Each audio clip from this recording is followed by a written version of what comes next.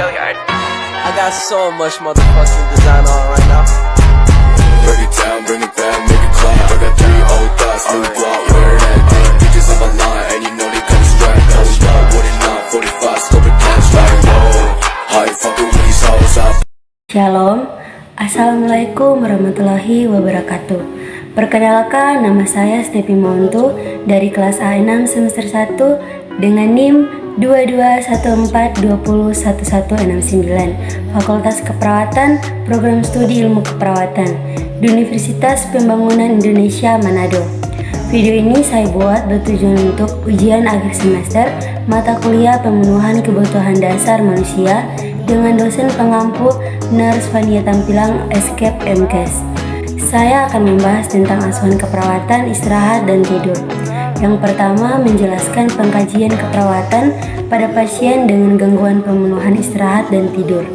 Kedua, menjelaskan diagnostik pada pasien dengan gangguan pemenuhan istirahat dan tidur. Yang ketiga, menjelaskan intervensi keperawatan pada pasien dengan gangguan pemenuhan istirahat dan tidur. Untuk pengkajian ada riwayat tidur, perilaku, gejala klinis, penyimpangan tidur, pemeriksaan fisik, dan diagnosa. Penjelasan dari pengkajian yang pertama adalah riwayat tidur. Kita tanyakan tentang pola tidur klien seperti jam berapa klien masuk kamar untuk tidur, jam berapa biasa bangun tidur, dan keteruturan pola tidur klien. Yang kedua, kebiasaan yang dilakukan klien menjelang tidur, seperti membaca buku, buang air kecil, dan lain-lain. Yang ketiga, adakah gangguan tidur yang sering dialami klien dan bagaimana cara mengatasinya? Kemudian, yang keempat, kebiasaan tidur siang, misalnya apakah klien biasa tidur siang, jam berapa, atau berapa lama. Perilaku deprivasi tidur, yaitu manifestasi fisik dan perilaku yang timbul sebagai akibat gangguan istirahat tidur, seperti yang pertama adalah penampilan wajah. Misalnya, adakah area gelap di sekitar mata, bengkak di kelopak mata, konjungtiva kemerahan, atau mata yang terlihat cekung. Kemudian perilaku yang terkait dengan gangguan istirahat tidur. Misalnya, apakah klien mudah tersinggung, selalu menguap. Nah, kita kaji sampai sedetail-detail itu. Untuk gejala klinis sendiri, mungkin muncul perasaan lelah, gelisah, emosi, adanya hitam di daerah mata bengkak, konjungtiva merah, dan mata perih. Perhatian tidak fokus, bahkan sampai sakit kepala. Ini bisa dilihat dari objektif langsung dari pemeriksaan yang dilakukan dalam tahap pengkajian. Poin yang keempat yaitu adalah penyimpangan tidur. Nah, kita kaji penyimpangan tidur seperti adanya insomnia, enuresis, napketorsi, mendengkur, dan lain-lain. Untuk poin yang kelima yaitu adalah pemeriksaan fisik. Untuk diagnosa keperawatan yang biasanya muncul yang pertama adalah gangguan pola tidur disebabkan karena ansietas yang klien rasakan. Kemudian lingkungan yang tidak kondusif untuk tidur, misalnya ada lingkungan yang bising, ketidakmampuan klien mengatasi stres yang dialami, dan nyeri akibat penyakit yang dideritanya, misalnya insomnia, hiperinsomnia. Terus yang kedua, perubahan proses berpikir disebabkan terjadinya deprivasi tidur. Yang ketiga, gangguan harga diri terutama dialami pada klien yang mengalami enuresis. Untuk pemeriksaan diagnostiknya, kita bisa cek ketiga poin ini yaitu adalah elektrosepalogram atau EEG, yang kedua elektromyogram atau EMG, yang ketiga elektrookulogram atau EOG. Untuk intervensi yang pertama adalah kaji masalah yang menyebabkan gangguan tidur, seperti adanya nyeri, terus kemudian ada takut, stres, imobilitas, bahkan sampai ada yang berkemih bagi pasien atau klien yang sudah lansia.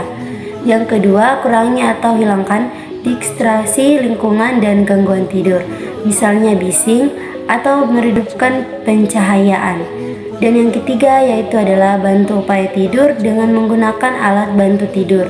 Misalnya rendam dengan air hangat terlebih dahulu untuk mandi. Terus kemudian ada yang punya kebiasaan minum susu sebelum tidur, itu bisa dilakukan. Yang keempat, kita bisa memberikan informasi atau pendidikan kesehatan dasar dalam menentukan rencana keperawatan. Yang kelima yaitu adalah lingkungan yang tenang dapat mengurangi gangguan tidur. Evaluasi keperawatan pada pasien dengan gangguan pemenuhan istirahat dan tidur. Kita akan melihat SOAP-nya. Yang pertama, pasien mengatakan dapat tidur dalam jangka waktu 20-30 menit. Pada waktu tidur tidak sering terbangun. Jika terbangun akan mudah tidur kembali. Meningkatnya waktu tidur sesuai yang diharapkan. Mengingat kembali mimpi yang dialaminya. Menyatakan perasaannya sesudah tidur. Bebas dari kecemasan dan depresi. Dapat bekerja dengan baik dan penuh konsentrasi. Klien dan keluarga mampu menjelaskan faktor-faktor yang dapat meningkatkan tidur. Kemudian, untuk objektifnya, klien tampak tenang saat diwawancarai atau ditanya setelah bangun tidur. Kemudian, masalah teratasi. Terus, kemudian intervensi dihentikan.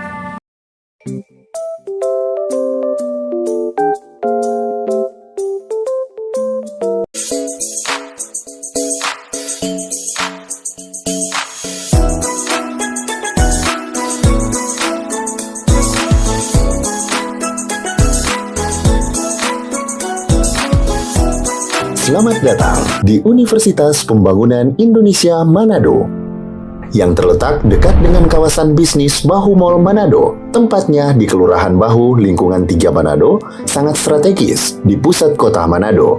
Dibangun di atas lahan seluas 2,5 hektar, Universitas Pembangunan Indonesia Manado berdiri megah dengan ruangan 7 lantai, terdiri dari ruangan kelas, ruangan kantor, perpustakaan, laboratorium komputer, laboratorium keperawatan, pengadilan semu, dan laboratorium bahasa, kantin, serta rooftop di lantai atas.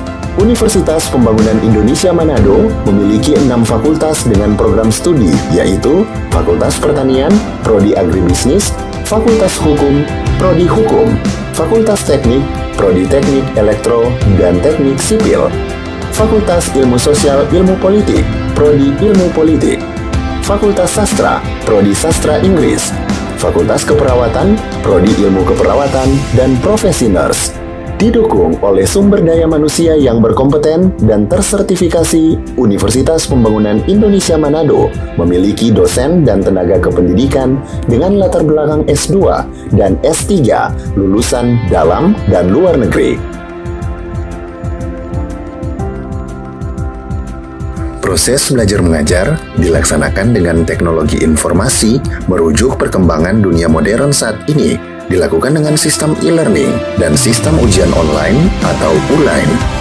Hasil tracer student Universitas Pembangunan Indonesia Manado dan fakultas menyebutkan lulusan UNPI sudah tersebar di dalam dan luar negeri.